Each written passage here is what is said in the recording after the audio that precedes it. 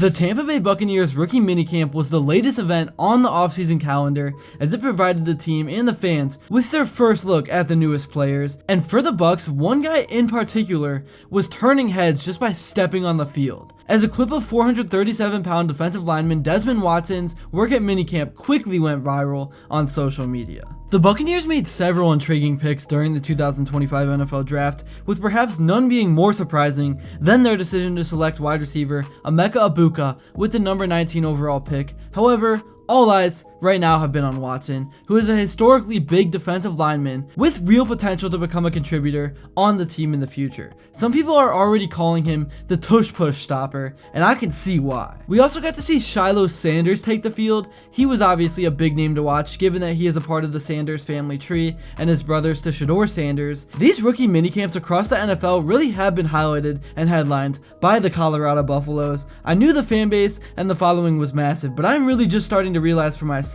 just how massive and passionate the fan base really is. You guys are all insane, and I don't think I've ever seen a fan base as loyal as the Sanders family either. It's nuts. Anyways, before I get into everything real quick, I would really appreciate it if you would drop a like and subscribe. It only takes 5 seconds, plus you can always change your mind. We are on the road to 60,000 subscribers, and with your support, I believe that we can get there super fast. Alright, so starting off with some recent news to come out of minicamp, Tampa Bay is signing Iowa linebacker Nick Jackson as an undrafted rookie free agent. He's a guy that played at Virginia before Iowa. He had 555 career tackles in 73 collegiate games, which both are huge numbers, and now he will have a chance to compete for a spot on the 53-man roster, so definitely a huge opportunity for him. As I mentioned, there was a lot of focus and attention on Shiloh Sanders over the last few days, and because the Bucs lack established depth at safety, Sanders has a relatively easy path to the practice squad or even 53-man roster if he plays well. Obviously, that still is a huge if,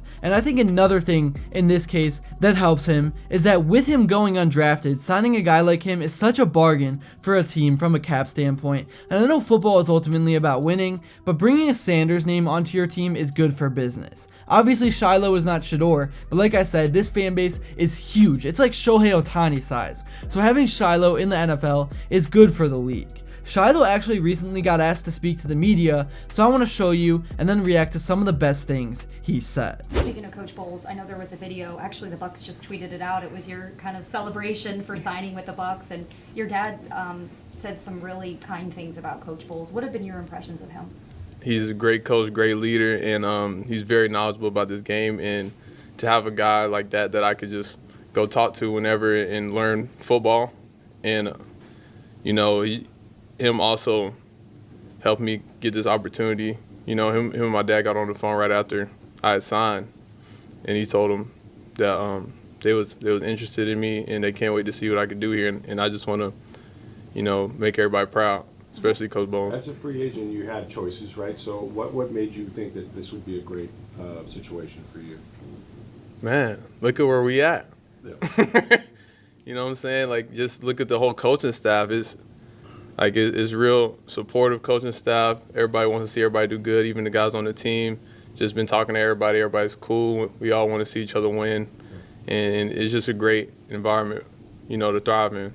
Yeah, that interview should fire you up. This guy is ready to work, he's willing to learn and be coachable, and he seems very mature for his age. Really, I've noticed that about the entire Sanders family. Everyone was saying Shedeur was arrogant and was a bad teammate, but then the other day I watched his entire press conference, and the dude was actually super smart, intelligent, and nice. I hate how the world hates on successful people, and I think Shiloh has a chance to prove himself and his family right with this opportunity. Anyways, moving on, now let's once again talk about the Bucs' maybe most surprising move of the draft that came in the first round when they took Amecha Ibuka from the Ohio State University. As an Ohio State fan myself, I can give you the full rundown on this guy. If I were asked to describe him in one word, that word would be reliable or reliability. Every single game, no matter the circumstance, he goes out there and does his job. He does not drop passes, he puts down blocks, he does the little things, and he's a solid route runner. He may not be glamorous, it was hard for him to get the spotlight playing behind a guy as talented as Jeremiah Smith, but he played a huge role in the Buckeyes winning the national championship the way he did. And with some of the current receivers the Bucs have starting to get older, I think he's the perfect guy to line up for replacement, and it's great for him because he still has 1 or 2 years to learn from and play behind the vets. I thought out of the whole draft, Ibuka was one of the most NFL ready and polished players there was on the board, which is a good thing. But the only bad side of that is that I don't see too much room for growth. I think he has kind of capped off what he is as a player, which again, not a bad thing at all because he's super reliable. But I think with Amecha right now, what you see is what you're gonna get. Amecha, also like Shiloh, got to speak to the media after camp. Here were some of the highlights and best things that he said. No, it's awesome.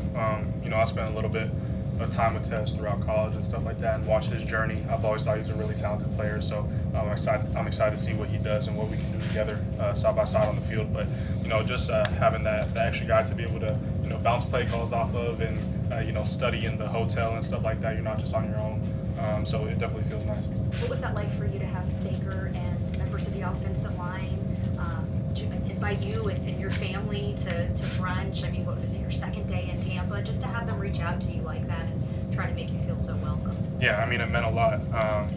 You kind of hear stories about how the NFL goes and, horror stories about just guys who are big time or have all these huge egos. And for Baker to kind of reach out like that and extend that invitation to me and my family, it just meant a lot to me, to us. And, we had a great brunch.